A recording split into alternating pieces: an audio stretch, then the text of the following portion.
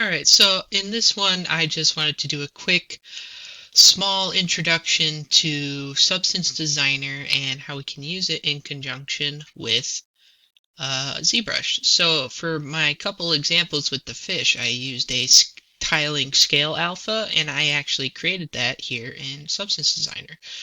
So I just want to show you how we can quickly create ourselves some textures that we can utilize somewhere else. So I just opened up Substance Designer and started with the metallic roughness kind of project default, which all that does is determine what outputs you have available. But in this example, we're not going to actually worry about any of these. So I'm just going to go through kind of how I created that texture. So you can press spacebar to make a new node. So I just started with a shape, and I wanted to start with a disk, which is just a circle. I went ahead and scaled it down a little bit. And then I did a transformation 2D and double click it to make it visible in our viewport here. And I squashed it down. And then on the right side over here, I don't want this shape to tile. So I just changed this to absolute, no tiling.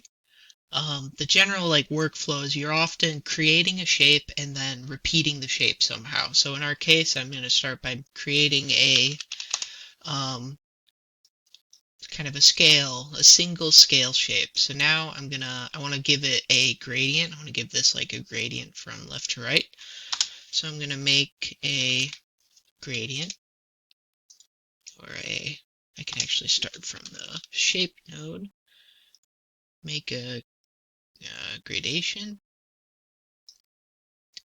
and then I'm going to do a blend with my shape as the opacity. So I'm basically masking off this gradient into the shape of a scale.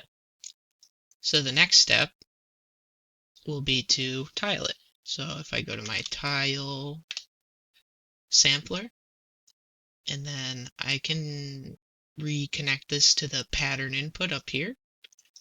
Now if we double click to display it over here, we can now change the settings and start to get the shape we want. So I'm going to start with the X and Y amount, and I'm going to go down to pattern and change it to pattern input.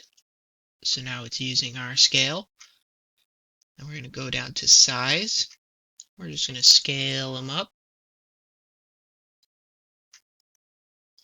And then we're going to go down to position, and then we're going to do an offset by 0.5.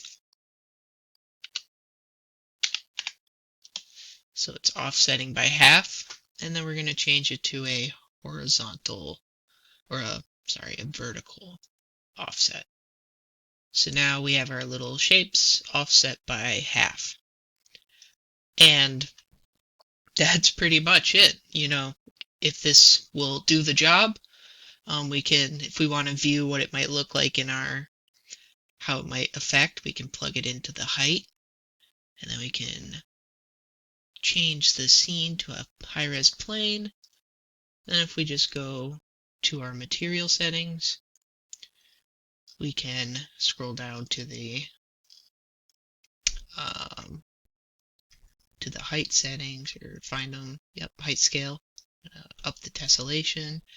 Then if we adjust the height scale, and then I'm going to also plug this into the color just so we can start to see what's going on. Here, I'll even plug it into the normal, up the intensity.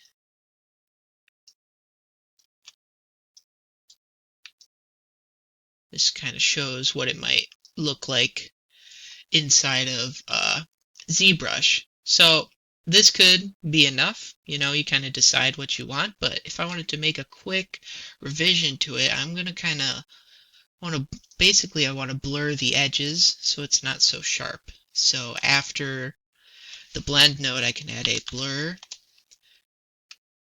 and I can adjust that, and I can see live in my preview how the blur is affecting it. So I can just blur that until they kind of have a nice rounded edge. And then when I'm ready, I'll double click the tile sampler to display it in the 2D viewport right here. And this is the alpha map that I can bring into ZBrush to utilize. So then you just save it out with this little guy, save image, save it. Then you can import and use it in ZBrush.